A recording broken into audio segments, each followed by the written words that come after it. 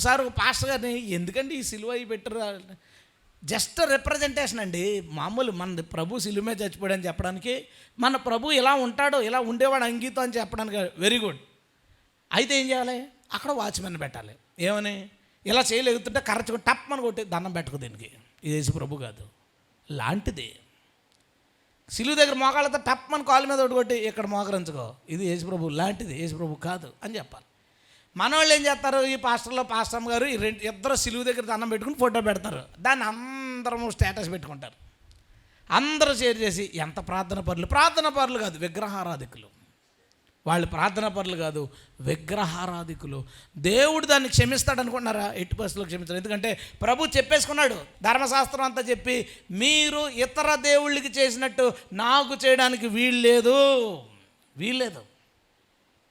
ఇప్పుడు next Christmas season వస్తుంది, వీధుల్లో యేసు ప్రభు బొమ్మలు, యోసేపు బొమ్మలు, మరియ బొమ్మలు ఉంటాయి కదా, అవి అలా వదిలేస్తారు, రొంగిపోతాయి, పాడవుతాయి. తర్వాత ఏమవుతాయి ఎప్పుడన్నా ఆలోచించాం మనం? తర్వాత అవి పెంట మీదకి వెళ్తాయి, అక్కడి నుంచి డంప్ యార్డ్కి వెళ్తాయి. అక్కడ వాళ్ళు ఏం చేస్తారంటే దాన్ని మొక్కలు కొట్టి ఎక్కడో గొట్ట కింద వేస్తారు. ఇదా మనం దేవుడు అని పేరు పెట్టి ఒకదానికి ఇచ్చే ఒక అంతం. ఈరోజు ఏమవుతుంది, నిన్న మొన్నట్లో జరిగేది, కాస్ట్లీ కొనుక్కుంటాం, అప్పుడు దాకా వాళ్ళే దగ్గర ఉంటారు, దగ్గరుండి పూజలు చేస్తారు, అన్నీ ఇస్తారు, అన్నీ చేస్తారు. దీన్ని తీసుకెళ్ళి నీటిలో పడేసినప్పుడు ఇది అంత గొల్ల కదా, అంత గొల్ల కాబట్టి ఇది మొలగకపోతే ఎవడైతే పెట్టి అప్పుడు దాకా పూజ చేశారో 10 మంది ఎక్కి దాన్ని తొక్కుతారు మొలగడానికి. ఎలా తీసుకుంటాం ఆ సీన్ని? ఒక గంట క్రితం ఏముంది, గంట తర్వాత ఏముంది, తొక్కి నువ్వు మొలగరా బాబు అని ముంచేస్తారు, అయిపోయింది.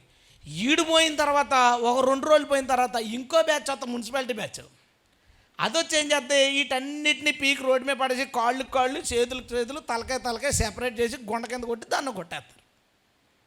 ఏముంది తేడా యేసు ప్రభుకి దీనికి? మనం కూడా తెచ్చాం.